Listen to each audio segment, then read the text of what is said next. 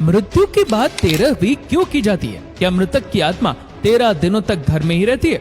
मृत्यु के बाद क्या होता है और आत्मा 24 घंटे के बाद घर क्यों लौट आती है? जानने के लिए वीडियो को अंत तक जरूर देखिए। नंबर 1, मृत्यु से कुछ घंटे पहले पृथ्वी से मनुष्य के सारे संपर्क टूटने लगते हैं और पैर ठंडे हो जाते हैं। नंबर 2, मृत्यु से पहले व्यक्ति को अपना जीवन जन्म से लेकर मृत्यु तक का पूरा फ्लैशबैक की तरह गति में दिखाई देने लगता है। विज्ञान के अनुसार यह सपना 7 मिनट तक चलता है। उसके बाद मस्तिष्क काम करना बंद कर देता है और अंत में व्यक्ति सुनने की शक्ति खो देता है। फिर शरीर का नाड़ी चक्र बंद होने लगता है, जो कि शरीर और आत्मा का मिलन है, जो बंद होने से आत्मा शरीर से मुक्त हो जाती है। नंबर 3, लंबे समय तक शरीर में रहने के कारण आत्मा शरीर को छोड़ नहीं पाती है और कई बार शरीर में प्रवेश करने की कोशिश करती है, लेकिन असफल रहती है। जिस तरह हमारे लिए किसी की मृत्यु को स्वीकार करना मुश्किल होता है, उसी तरह आत्मा भी उसकी मृत्यु को अस्वीकार कर देती है। नंबर 4, शरीर छोड़ने के बाद आत्मा शरीर से 15 फीट ऊपर हवा में तैरती है। वह अपने रिश्तेदारों को रोते हुए देखती है। उसके बारे में कही गई बातें उसे दहाड़ की तरह सुनाई देती है। नंबर 5, हिंदू धर्म ग्रंथों के अनुसार रात के समय दाह संस्कार नहीं किया जाता है। दाह संस्कार सूर्योदय की पहली किरण के बाद ही किया जाता है। यदि किसी व्यक्ति का दाह संस्कार रात के समय किया जाता है तो उसकी आत्मा प्रेत योनि में प्रवेश कर जाती है। उसके बाद आत्मा हमेशा प्रेत योनि में ही भटकती रहती है। नंबर 6, मरने के बाद शव को एक पल के लिए भी अकेला नहीं छोड़ा जाता। अगर शव को रात भर घर में रखना पड़े तो सभी रिश्तेदार शव की निगरानी करते। एक बार एक गांव में एक शव को अकेले छोड़ दिया गया था। कुछ क्षण बाद भूतों ने शव पर कब्जा कर लिया और शव ने पूरे गांव को जला दिया। गांव में हनुमान जी का एक मंदिर था, जो मृत शरीर पर भूत का साया था। वह हनुमान जी के मंदिर के पास से गुजरा तो भूतों ने हनुमान जी की मूर्ति देखी और डर से शव छोड़ दिया। इसीलिए तब से शव को अकेले रखने की गलती कोई नहीं करता।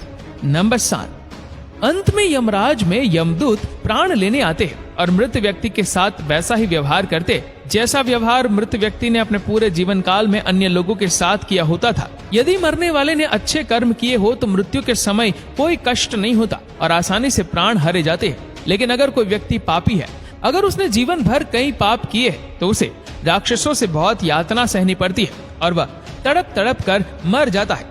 नंबर 8, फिर आत्मा को यमदूतों द्वारा एक चमकदार गुफा के माध्यम से यमलोक ले जाया जाता है। रास्ते में आत्मा को वैतरणी नदी पार करनी होती है। इस नदी में आग की लपटें होती है। अगर आत्मा ने अच्छे कर्म किए हैं तो वह आसानी से नदी पार कर सकती है, लेकिन पापी व्यक्ति को अत्यधिक पीड़ा और यातना का सामना करना पड़ता है और कष्ट उठाना पड़ता है। नंबर 9, फिर आत्मा को यमराज के सामने प्रस्तुत किया जाता है। फिर चित्रगुप्त यमराज के सामने व्यक्ति के पाप पुण्य का लेखा जोखा जांचते हैं और उसके कर्मों के आधार पर उसे स्वर्ग या नर्क मिलता है। गरुड़ पुराण के अनुसार कुल 36 प्रकार के नरक होते हैं। इन नरकों में चित्रित यातनाएं बहुत भयानक होती है। नंबर 10, यदि कोई व्यक्ति आत्महत्या करके अपने प्राण त्याग देता है तो उसे अधिक कष्ट सहना पड़ता है, क्योंकि उसने जीवन के नियत समय से पहले ही प्राण त्याग दिए। ये शरीर हमारा नहीं है, ये किराए का घर है। इस शरीर को धारण करने से जीवन दुनिया में आता है। जब आत्मा शरीर छोड़ती है तो शरीर नष्ट हो जाता है। मानव शरीर 5 तत्वों से बना है और अंत में 5 तत्वों में विलीन हो जाता है और आत्मा अपने कर्मों के अनुसार स्वर्ग या नरक की यात्रा पर निकल जाती है। नंबर 11, गरुड़ पुराण के अनुसार हमारे वास्तविक जीवन में किए गए कर्म ही व्यक्ति को स्वर्ग या नरक की प्राप्ति कराते हैं। लेकिन यदि कोई साधु, संत या तपस्वी है तो ऐसी पवित्र आत्मा को मोक्ष की प्राप्ति होती है। नंबर 12, सबसे बड़ा सवाल यह है कि हमें ये सब बातें कैसे पता चलती है। भगवान गरुड़, जिनकी शक्ति अविश्वसनीय है, जो 700 इंद्रों को हराने की शक्ति रखते, वह भगवान गरुड़ अमृत का कलश लेकर स्वर्ग से उड़े, लेकिन उन्होंने अमृत नहीं पिया। फिर भी भगवान गरुड़ अमर होने का वरदान मिला।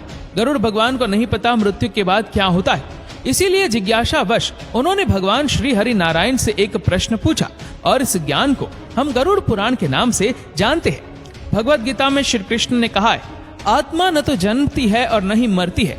आत्मा केवल वस्त्र की तरह एक शरीर से दूसरे शरीर में जाती है। केवल शरीर नष्ट होता है, आत्मा नहीं। शरीर नाशवान है, आत्मा अमर है। जीवन हमेशा मृत्यु का चक्र है, इसीलिए मरने से पहले मत मरो, मौत से पहले कभी मत मरो। अंतिम समय में राम नाम सत्य है, इसीलिए बोला गया, क्योंकि राम संपूर्ण जीवन का सार है। श्री राम सर्वश्रेष्ठ है, राम सत्य है।